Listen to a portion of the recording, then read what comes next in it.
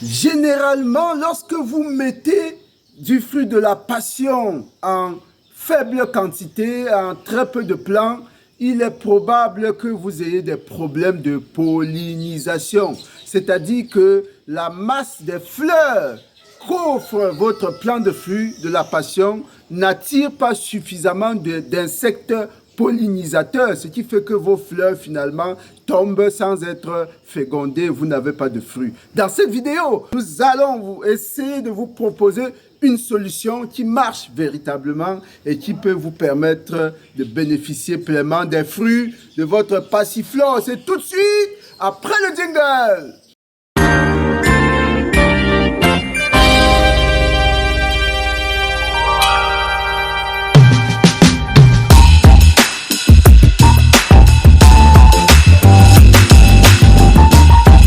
D'entrer dans le vif du sujet où nous voulons vous donner une information extrêmement importante.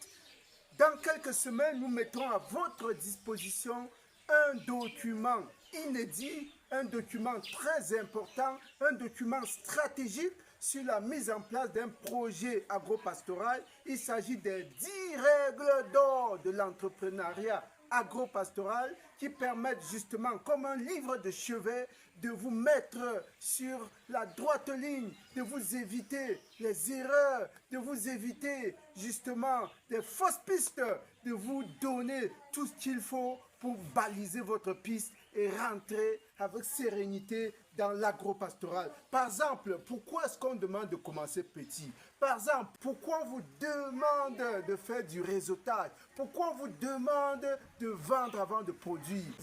Toutes ces informations-là sont détaillées, illustrées justement par la pratique dans ce document que nous vous invitons à acquérir dans quelques semaines. On continue la vidéo.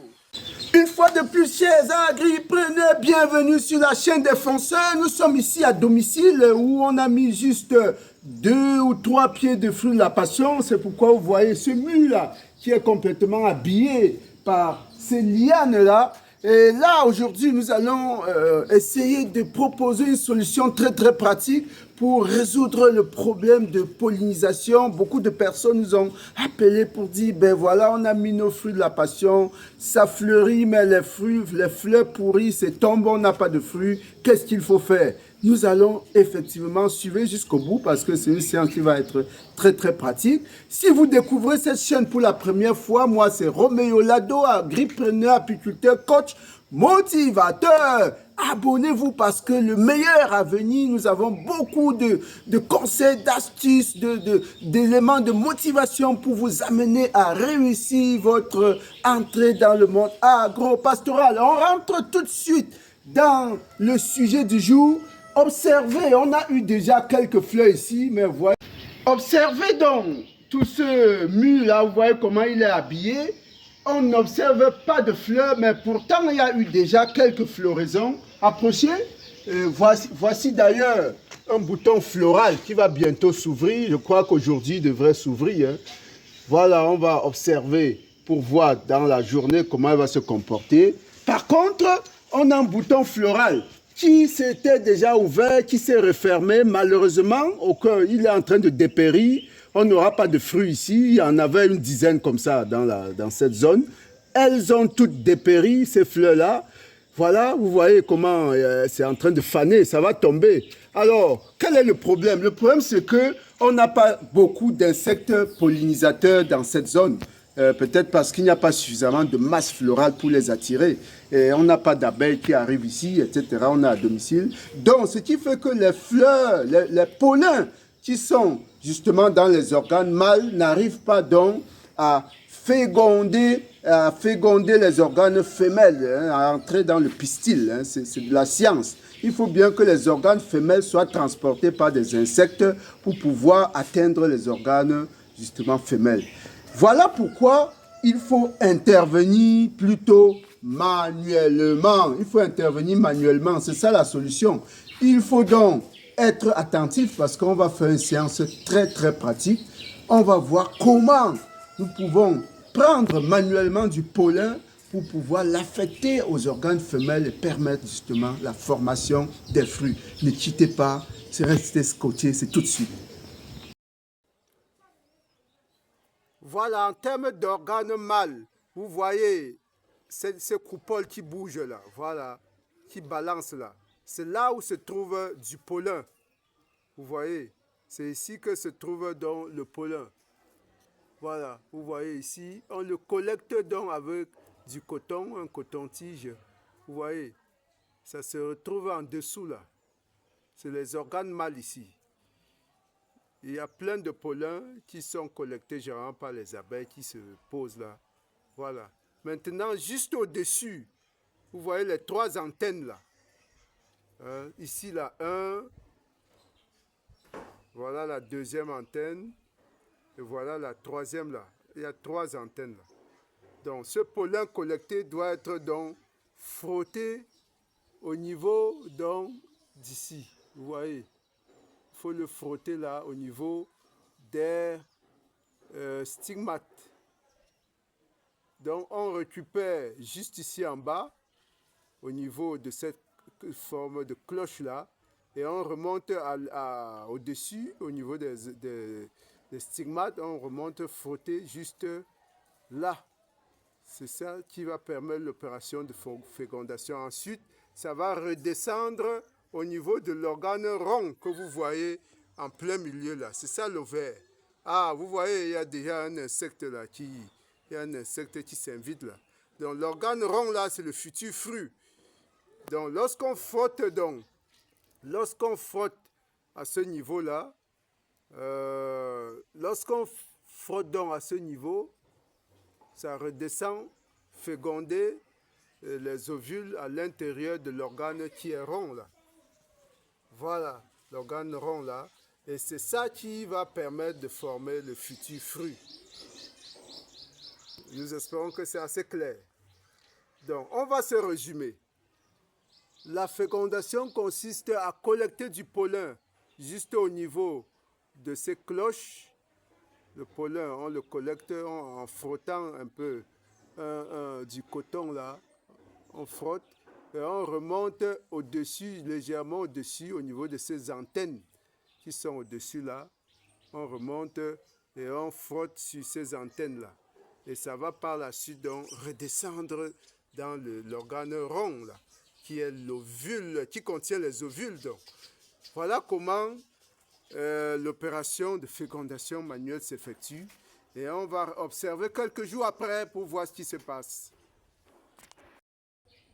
Voilà, quelques jours après, venez voir comment après notre pollinisation, juste 4 à 5 jours après, les fruits commencent à se positionner, à se montrer. Notre pollinisation manuelle a bel et bien marché. Alors, vous voyez bien ce fruit-là, ce jeune fruit qui commence à éclore, à sortir, à se montrer.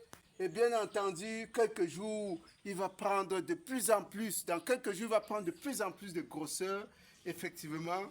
Et voilà comment il va passer par la suite du vert au jaune, si c'est la variété jaune, ou bien du vert au violet, s'il s'agit de la variété violette. Voilà. Toutefois, nous allons faire une remarque extrêmement importante. Il peut arriver que, malgré votre pollinisation manuelle, vous continuez à avoir des fruits, des fleurs plutôt, qui tombent. C'est-à-dire, vous continuez à avoir des fleurs sans pollinisation. Nous avons eu nous-mêmes ce cas de figure parce que ici, nous avons 3 pieds de fruits de la passion. Il faut que ce soit bien clair. Nous avons 3 pieds de fruits de la passion et il y a 2 pieds qui produisent sans problème. Mais il y a un 3e pied, celui qui a de plus de fleurs d'ailleurs. Venez, il y a un 3e pied qui produit des fleurs. Malgré la pollinisation manuelle, les fruits n'arrivent pas. Les fleurs continuent à tomber. Le voilà. Vous voyez?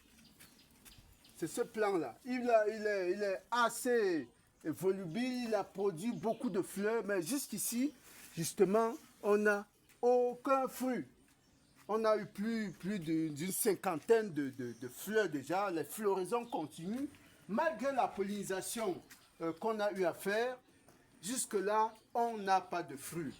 L'explication probable ici, c'est que Ici, nous savons, nous sommes en hors sol, c'est-à-dire que nous avons planté dans un sac. Voilà. Comme vous pouvez le constater, nous sommes là dans un sac. Voilà le sac qui contient le terreau.